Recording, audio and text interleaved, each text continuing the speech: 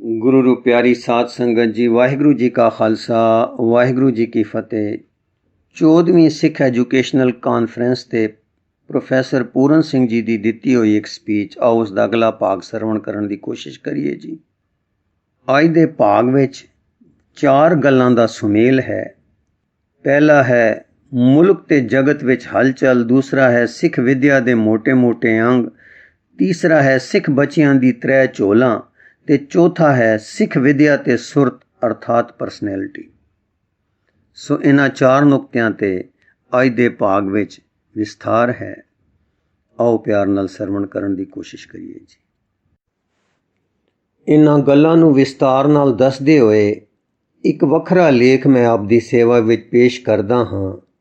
इहदियां सुर्खियां इह हन। पहला, मुल्क ते जगत विच हलचल। दूसरा, सिख विद्या दे मोटे मोटे अंग।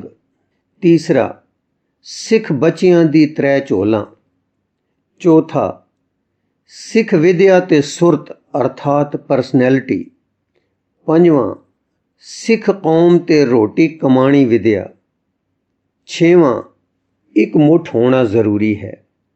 इस लेख दी आखिरी अपील इत्थों भी दोहरांदा हां। जागो जागो खालसा वीर, तुसी आपे विच जागो, तुसी अपने असले विच जागो, अपने गुरु दयालड़े दी शान विच जागो, अपने परस्पर प्यार विच जागो, अपने भाईचारे दे इलाही रंग विच जागो, साध संगत हो जागो, सिखी घर हो जागो, सिख सकूल हो जागो, सिख बाबल हो जागो, सिख मां हो जागो, सिख धी भैन हो जागो, सिख पुत्र हो जागो, सिख पंथ हो जागो, एक मीठी मुठ हो जागो, एक गुरु दा घर हो जागो, एक हो जागो, अनेक हो जागो, जागो जागो खालसा वीर, तुसी आपे विच जागो, तुसी अपने असले विच जागो। मुल्क ते जगत विच हलचल। मुल्क ते जगत विच कुछ अजीब हलचल है। तबीयतां बदल रहीआं हन ते आदर्श कई किस्मां दे गड़बड़ हो रहे हन। बाजार विच ख्यालां दी भीड़ है। उधर लैनन दा प्रोलेटेरियन वगदा वहदा मोढे नाल मोढा मार रहा है। इधर इन्हां धूड़ां ते खाकां उड़दियां विच मुड़ सच्चे पातशाह वाली सच्ची पातशाही दा आदर्श अपनी सेना लई होई मुकाबला कर रहा है। इस वास्ते इत्थे मैं जरूरी समझदा हां कि कुछ विचार इस पहलू ते देवां कि साडे मुल्क दी सांझी लोड़ां नूं देखदे होए ते जगत दे चक्कर चलदे नूं देखदे होए असीं की अपनी विद्या संबंधी आदर्शां नूं बदलना है या नहीं। ते नाले इस तरह दे मौके ते अजकल जद हर पासियों कई तरह दीआं ढाहां लगियां हन, सानूं अपने आदर्श ते मुड़ मुड़ अपनी अखां नूं धो धो के दर्शन करने चाहिदे हन। इत्थे मैनू ये दसन की लोड़ नहीं कि असी एक तरह एशिया के इतिहास की कारीगरी का आखिरी सिट्टा हाँ ते शगुफे वांग असी थोड़े हाँ, पर साढ़े अंदर वो भेद है जिसने बीज वांग कुल दुनिया विच खिलर के ते किसी दिन आप मुहारा हर थां ते उगना है। असां अपनी इस डेस्टिनी नूं वेखदे होए किसी निक्के निमाणे ख्याल विच नहीं टुरना। कौम दे अर्थ हन एक किसी प्यार विच बज्जे लोकी या मनुखां दा कुछ हिस्सा किसी सबब इकट्ठा होया। बाजे वेले नफरत अर्थात नवां प्यार भी आदमियां नूं बन सुटदा है, पर वो एक डायनामाइट दे बने होए रस्सियां नाल बजना है। वो दूजे नूं उडांदा है पर नाले आप भी नष्ट होंदा है। कौम दी नींह सदा एक सांझे किसी प्यार या गरीब विच बजदी है। हुण एशिया विच सदा थी कौमां किसी आदर्श आदमी दे प्यार विच बणियां बज बज एशिया दे निक्के निक्के इकट्ठ बने ते यूरोप विच टुक कमाण दे वसीलियां दी मुश्किल औकड़ां दी गरज नूं इकट्ठे होए। इस वास्ते एशिया विच कौमां दे अर्थ हन मजहबी जमातां ते यूरोप विच कौम दे अर्थ हन कमकरू जमातां। इस गल नूं ओकेकोरा ने अपने आइडियल्स ऑफ द ईस्ट विच इउं दस्सिया है। Asia is one. The Himalayas divide only to accentuate two mighty civilizations, the Chinese with its communism of Confucius and the Indian with its individualism of the Vedas. But not even the snowy harriers can interrupt for one moment the broad expanse of love for the ultimate and the universal, which is the common thought inheritance of every Asiatic race, enabling them to produce all the great religions of the world and distinguishes them from those maritime peoples of the Mediterranean and the Baltic, who have to dwell on the particular and to search out the means, not the end of life. Asia ਇੱਕ ਕੌਮ ਹੈ, Europe ਦੂਜੀ ਕੌਮ ਹੈ, ਤੇ ਫਰਕ ਨਹੀਂ ਆਉਂਦਾ ਹੈ। ਤੇ ਪਤਾ ਉਸ ਵੇਲੇ ਲੱਗਦਾ ਹੈ ਜਦ ਕਿਸ਼ਤੀ ਡੁੱਬਣ ਦਾ ਵੇਲਾ ਆਉਂਦਾ ਹੈ ਤੇ ਕਿਸ਼ਤੀ ਨੂੰ ਤਾਰੂ ਰੱਖਣ ਲਈ ਕਿਹੜਾ ਕੀ ਕੁਰਬਾਨੀ ਕਰਦਾ ਹੈ। ਸਾਧਾਰਨ ਤੌਰ ਤੇ ਏਸ਼ੀਆ ਦੀ ਕੌਮਾਂ ਦੀ ਕਿਸ਼ਤੀ ਵਿੱਚ ਮਾਲ ਤਕਰੀਬਨ ਉਸ ਕਿਸਮ ਦਾ ਭਰਿਆ ਪਿਆ ਦਿਸਦਾ ਹੈ ਜਿਹੜਾ ਕਿ ਯੂਰਪ ਦੀ ਕੌਮਾਂ ਦੀ ਕਿਸ਼ਤੀ ਵਿੱਚ। ਪਰ ਏਸ਼ੀਆ ਦਾ ਇਤਿਹਾਸ ਗਵਾਹ ਹੈ ਕਿ ਇਸ ਦੀਆਂ ਕੌਮ ਪਰਟੀਕੂਲਰ ਦੇ ਪਦਾਰਥਾਂ ਨੂੰ ਡੁੱਬਣ ਵੇਲੇ ਸ਼ਕਤੀ ਦੀ ਜਾਨ ਦੀ ਖਾਤਰ ਵਾਰਦੇ ਹਨ ਔਰ ਯੂਰਪ ਵਾਲੇ ਉਸ ਵੇਲੇ ਅਲਟੀਮੇਟ ਨੂੰ ਵਾਰਦੇ ਹਨ। ਫਰਕ ਨੀਹਾਂ ਦਾ ਤਦ ਦਿਸਦਾ ਹੈ ਜਦ ਨੀਹਾਂ ਨੰਗੀਆਂ ਹੋਣ ਤੇ ਉਹ ਓੜਕ ਵੇਲੇ ਹੀ ਦਿਸ ਸਕਦਾ ਹੈ।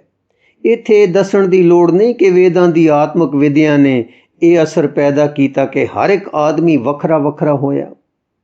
ਹੋਮ ਲਾਈਫ ਜਿਸ ਪਰ ਨੈਸ਼ਨਲ ਜਾਂ ਸੋਸ਼ਲ ਲਾਈਫ ਨੇ ਉਚਰਨਾ ਸੀ ਉਸ ਵਿੱਚ ਉਹ ਵੈਰਾਗੇ ਭਰਿਆ। ਉਹ ਉਦਾਸੀ ਭਰੀ ਕਿ ਜੰਗਲਾਂ ਵਿੱਚ ਵੱਖਰਾ ਵੱਖਰਾ ਕਰ ਹੋਮ ਲਾਈਫ ਤੇ ਸੋਸ਼ਲ ਜੀਵਨ ਨੂੰ ਸਦੀਆਂ ਦੇ ਫਿਰਦੇ ਝਾੜੂ ਨੇ ਕੰਡਿਆਂ ਵਾਂਗ ਸਾਫ਼ ਕਰ ਦਿੱਤਾ। ਨਿੱਕੀਆਂ ਨਿੱਕੀਆਂ ਜਾਤਾਂ ਪਾਤਾਂ, ਸ਼ਖਸੀ ਵੱਖਰੇ ਵੱਖਰੇ ਆਸ਼ਰਮ, ਇਹ ਸਭ ਇਸ ਤਾਲੀਮ ਦਾ ਨਤੀਜਾ ਸੀ। ਇਸ ਕਦੀ ਭਾਈਚਾਰਕ ਜੀਵਨ ਦੀ ਰੂਹ ਨਾ ਫੂਕੀ ਤੇ ਨਾ ਆਦਮੀਆਂ ਨੂੰ ਇੱਕ ਮਿੱਠਤ ਜਿਹੀ ਤੇ ਇੱਕ ਭਾਈਚਾਰੇ ਦੇ ਪਿਆਰ ਨੂੰ ਪੈਦਾ ਕੀਤਾ। ਚੀਨ ਦੇ ਕਨਫਿਊਕਸ ਨੇ ਪਹਿਲਾਂ ਘਰ ਦਾ ਜੀਵ ਸੀ ਹੋਮ ਲਾਈਫ ਤੇ ਸੋਸ਼ਲ ਲਾਈਫ ਤੇ ਭਾਈਚਾਰਕ ਜੀਵਨ ਨੂੰ ਫੜਿਆ ਤੇ ਇੱਕ ਸਾਂਝੇ ਪਿਆਰ ਵਿੱਚ ਚੀਨ ਦੇ ਲੋਕਾਂ ਨੂੰ ਬੱਧਾ। ਉਸ ਮਗਰੋਂ ਏਸ਼ੀਆ ਦੇ ਇਤਿਹਾਸ ਵਿੱਚ ਜਾਤ ਪਾਤ ਨੂੰ ਤੋੜਨ ਤੇ ਲੋਕਾਂ ਨੂੰ ਅਮਲੀ ਭਾਈਚਾਰਕ ਜੀਵਨ ਦੀ ਏਕਤਾ ਵਿੱਚ ਮਹਾਰਾਜ ਬੁੱਧ ਦੇ ਆਦਰਸ਼ ਨੇ ਲਿਆਂਦਾ। ਪਰ ਵੈਦਿਕ ਫਿਲਾਸਫੀ ਨੇ ਉੱਥੇ ਵੀ ਜ਼ੋਰ ਪਾਇਆ ਤੇ ਭਾਵੇਂ ਕੋਮਲ ਉਨਰਾਂ ਤੇ ਪਿਆਰ ਦਾ ਬੜਾ ਵਾਅਦਾ ਹੋਇਆ, ਪਰ ਸਿਵਾਏ ਜਾਪਾਨ ਤੇ ਚੀਨ ਦੇ ਜਿੱਥੇ ਕਨਫਿਊਕਸ ਜੀ ਦਾ ਕੰਮ ਹੋ ਰਿਹਾ ਸੀ, ਬੁੱਧ ਮਤ ਨੇ ਹੋਰ ਕਿਧਰੇ ਗ੍ਰਹਿਸਥ ਜੀਵਨ ਹੋਮ ਲਾਈਫ ਨੂੰ ਤੇ ਭਾਈਚਾਰਕ ਸੋਸ਼ਲ ਲਾਈਫ ਨੂੰ ਆਪਣੀ ਬਾਝ ਨਾ ਦੇ ਸਕੀ। ਮੁੜ ਜੀਵਨ ਉਨਰ ਆਰਟ ਵੀ ਗੁੰਮ ਗਿਆ ਤੇ ਉਹ ਸੰਗਤ ਵੀ ਗੁੰਮ ਗਈ। ਈਸਾਈ ਮਤ ਵੀ ਬੁੱਧ ਮਤ ਦੀ ਦੂਸਰੀ ਸ਼ਕਲ ਸੀ। ਪਿਆਰ ਦਾ ਵਾਅਦਾ ਹੋਇਆ ਪਰ ਸੰਗਤ ਕਾਇਮ ਨਹੀਂ ਹੋ ਸਕੀ। ਇਸ ਥੀ ਮਗਰੋਂ ਅਰਥ ਵਿੱਚ ਏਸ਼ੀਆ ਦੇ ਇਤਿਹਾਸ ਵਿੱਚ ਏਸ਼ੀਆ ਦੇ ਉੱਪਰ ਦੱਸੇ ਆਦਰਸ਼ ਦੇ ਨੁਕਤੇ ਨੂੰ ਨਾ ਛੱਡ ਕੇ ਇੱਕ ਸੋਸ਼ਲ ਬਾਜ ਵਿੱਚ ਵੱਜਦੇ ਕੰਮ ਕਰੂ ਮਨੁੱਖਾਂ ਦੀ ਜਾਤੀ ਨੂੰ ਬਣਾਉਣ ਦਾ ਤਜਰਬਾ ਬੜੀ ਕਾਮਯਾਬੀ ਨਾਲ ਮੁਹੰਮਦ ਸਾਹਿਬ ਨੇ ਕੀਤਾ। ਉਹਨਾਂ ਨੇ ਅਣਡਿੱਠੇ ਅਲਟੀਮੇਟ ਨੂੰ ਪਰਟੀਕੂਲਰ ਵਿੱਚ ਸਪਿਰਿਚੁਅਲ ਜੀਨੀਅਸ ਰੂਹਾਨੀ ਜੋਤ ਦੁਆਰਾ ਉਤਾਰਿਆ। ਉਹ ਕਾਕੁਰਾ ਠੀਕ ਕਹਿੰਦਾ ਹੈ, Islam itself may be described as Confucianism on horse race sword in hand. ਇਸਲਾਮ ਕਨਫਿਊਕਸ ਦਾ ਮਤ ਹੈ ਪਰ ਘੋੜੇ ਚੜਿਆ ਤੇ ਤਲਵਾਰ ਧਾਰੀ। ਹਾਂ, ਇੱਕ ਪੱਛਮੀ ਸੂਰਤ ਵਾਲੀ ਤੇ ਏਸ਼ੀਆਈ ਸੀਰਤ ਵਾਲੀ ਹਿਲਦੀ ਚਲਦੀ ਕੰਮ ਕਰਨ ਵਾਲੀ ਇੱਕ ਬੰਦਿਆਂ ਦੀ ਇੱਕ ਬਰਾਬਰੀ ਜਮਾਤ ਇੱਕ ਪਿਆਰ ਵਿੱਚ ਬੰਦ ਸੀ। ਪਰ ਉਹ ਫਰਕ ਨੀਹਾਂ ਵਾਲਾ ਏਸ਼ੀਆਈ ਆਦਰਸ਼ ਨੁਕਤੇ ਵਾਲਾ ਹਾਲੇ ਵੀ ਸੀ। ਉਹ ਨਾ ਹਟ ਸਕਦਾ ਹੈ ਤੇ ਨਾ ਕੋਈ ਪੈਗੰਬਰ ਤੇ ਸੱਚਾ ਰਹਿਨੁਮਾ ਹਟਾਉਣ ਦੀ ਕਰਦਾ ਹੈ। ਧਰਤੀ ਦੀ ਰਹਿਣ ਵਾਲਾ ਨਹੀਂ ਮੰਨਦਾ, ਸੱਚੇ ਮੁਸਲਮਾਨ ਦਾ ਵਤਨ ਅਰਸ਼ ਤੇ ਹੈ। ਇਸ ਥਾਂ ਮਗਰੋਂ ਵੇਦਾਂ ਦੇ ਇੰਡੀਵਿਜੂਅਲਿਜ਼ਮ ਇੱਕੋ ਇੱਕ ਦੀ ਦਵੈਤਤਾ ਥੀ ਕੱਢ ਦ੍ਰਿੜ ਪਿਆਰ ਵਿੱਚ ਬਨ ਕੌਮ ਬਣਾਉਣ ਦਾ ਅਜੀਬ ਯਤਨ ਸਿੱਖ ਇਤਿਹਾਸ ਵਿੱਚ ਦਿਸ ਰਿਹਾ ਹੈ। ਇਤਿਹਾਸ ਆਪਣੇ ਕੰਮ ਹਮੇਸ਼ਾ ਨਿਤ ਵੱਧਦੇ ਸੱਚ ਤੇ ਨਏ ਅਨੋਖੇਪਨ ਨਾਲ ਕਰਦਾ ਹੈ। ਮੁਸਲਮਾਨ ਕੌਮ ਦੇ ਬਣਨ ਥੀ ਮਗਰੋਂ ਸਿੱਖ ਕੌਮ ਵਿੱਚ ਕੁਝ ਵਾਧਾ ਹੋਰ ਤਰ੍ਹਾਂ ਦਾ ਹੋਇਆ। ਮੁਸਲਮਾਨ ਚੀਨ ਦਾ ਚੀਨੀ, ਈਰਾਨ ਦਾ ਈਰਾਨੀ, ਹਿੰਦੁਸਤਾਨ ਦਾ ਹਿੰਦੁਸਤਾਨੀ, ਪਰ ਸਿੱਖ ਭਾਵੇਂ ਕਿਸੇ ਮੁਲਕ ਦਾ ਇੱਕ ਦੇ ਸਾਂਚੇ ਵਿੱਚ ਖਿੱਚਿਆ ਸਿੱਖ ਹੈ। ਇਹ ਮੂਰਤ ਖਾਲਸੇ ਦੀ ਵਿਥਾਂ ਭੇਦਾਂ ਨੂੰ ਮੁਸਲਮਾਨਾਂ ਥੀ ਵੀ ਵੱਧ ਮਿਟਾਉਂਦੀ ਹੈ। ਕਲਗੀਆਂ ਵਾਲੇ ਦਾ ਅੰਮ੍ਰਿਤ ਛਕ ਕੇ ਮਨੁੱਖ ਆਪਣੀਆਂ ਦੇਸ਼ ਦੀਆਂ ਜੋਗਰਾਫੀਕਲ ਵੰਡਾਂ ਤੇ ਹੱਡੀਆਂ ਤੋਂ ਮਾਸ ਦੀਆਂ ਘਾੜਾਂ ਤੇ ਘੜਤਾਂ ਬਦਲ ਦਿੰਦਾ ਹੈ।